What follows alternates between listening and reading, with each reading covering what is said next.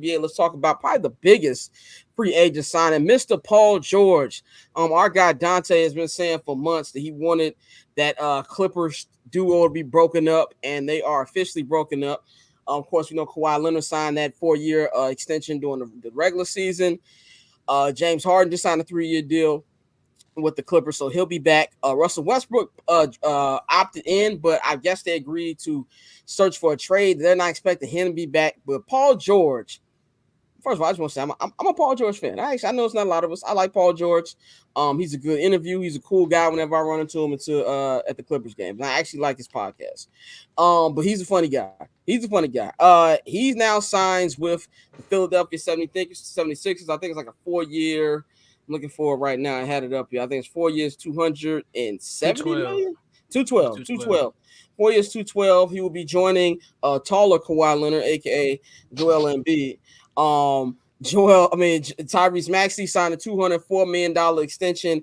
They re-signed Kelly Oubre, adding that to their bench, and they stole Andre Drummond from the Bulls. So it really looks like Eric Gordon too.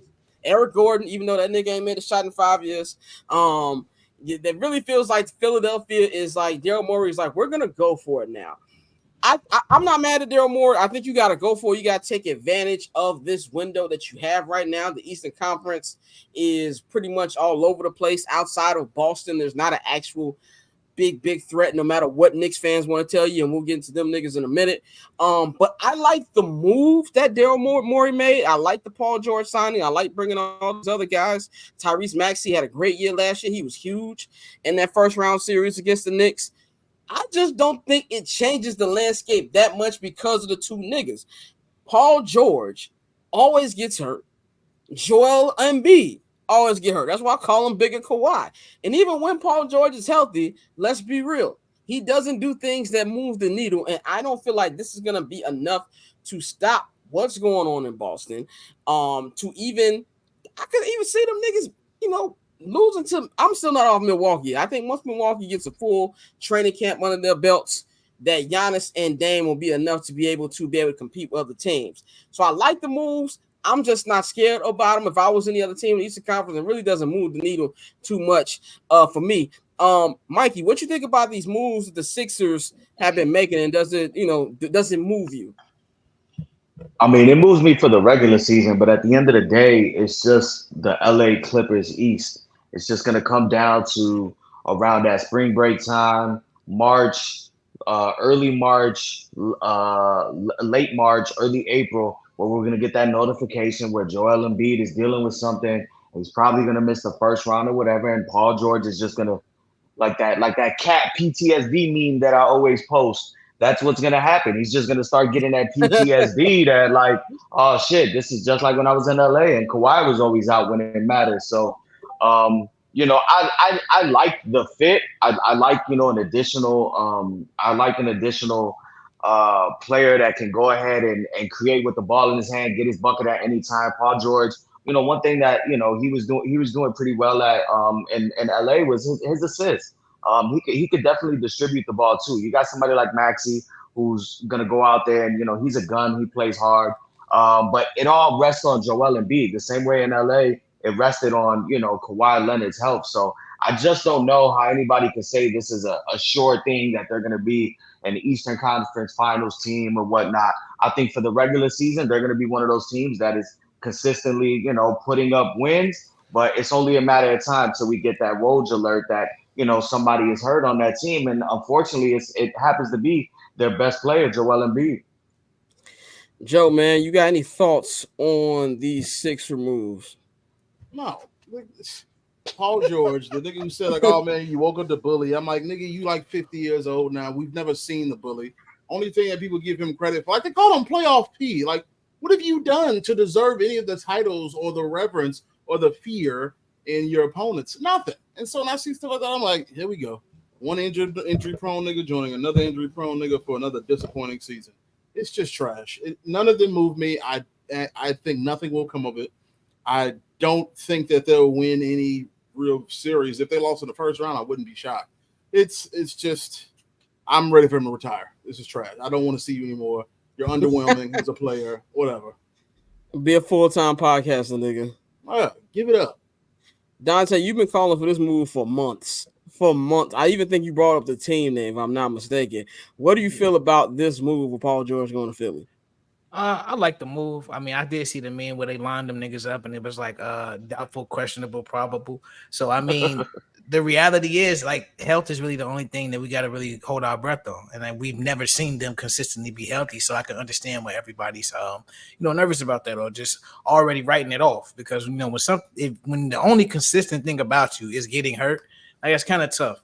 But I mean, at the same time, for years I've said Paul George is that guy that he is, the player that more than anybody, even I think more than James Harden, because we've seen his playoff failures.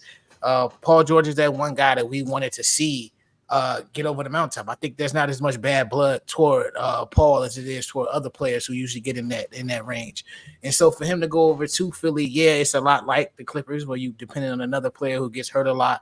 But I would hope that, Paul being there takes some of that stress off of Embiid, and Maxey continues to improve. So, and then you got adding Andre Drummond, who, was stuck in exile with the Bulls, but it's actually a solid backup big that could take some of the stress off Embiid. I think this is a team. I think the top of the East is going to be really competitive and entertaining next season. I know it's easy to just, write shit off right now saying y'all not fucking with Boston. But I think overall, like the moves that have been made at the top are definitely going to make it more interesting going forward.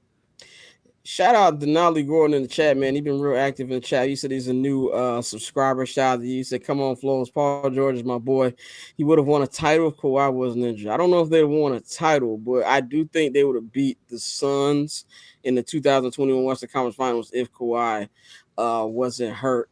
Shout out to Orlando in chat again. He says Paul George should have went to the Magic. That was another thing that Dante brought up. Yeah, that would have been fun. I think the report was they weren't too interested. I don't think anybody. I think the word around it was Paul George was dead set on going to Philly. And I even think that meeting he had with Lawrence Frank and the Clippers was just about, I appreciate the 5 years, I'm up. And I will say I don't know what the hell the Clippers are doing. I don't know what the moves they've added a lot of niggas with weird cases. I don't know what's going on over there, but I did see how the new media room looks like, and I'm looking forward to seeing that. On a selfish level. So hopefully the food is upgraded from what they had at Staples Center. Them niggas fell off last year, but that's besides the point. Bang, what you think about Paul George going to Philly? I ain't mad at the move. I don't think the Paul George move alone moves the needle. But I do think the way that you beat the Boston Celtics, that you got to get quality players to add for depth reasons. Like the Boston Celtics are a deep team. So being that they are a deep team, I think that's how you have to combat it. You have to get Paul George and you have to get the accessories along with it. Andre Drummond is a decent accessory. Kelly Oubre being back on the team is a decent accessory. We haven't really heard Eric Gordon's name like that in the past couple of years, so maybe he can be revitalized. I'm not going to go the route of these teams might lose in the first round. But I also say that because while I think they're better than the lower seeded teams that's possibly could be in the East. With that being said, I think this says more about the East than it does about anything else. For the last couple of years, we've been looking at the East. Even though the Boston Celtics won, they went through a easy Eastern Conference playoff schedule. I think that with some of the moves that's happened on the east side of things, it has evened things out. So now it's not going to be so much of a cakewalk to go through the East. I think it gives what the league looks like they've been looking for, which is parity, and now it evened things out. So I'm not going to discount them for moving on because the Boston Celtics might be the champs and they do have a deep team, but hopefully they don't be title drunk. You know what I'm saying? Hopefully they learn from their mistakes and don't be shit in the bed.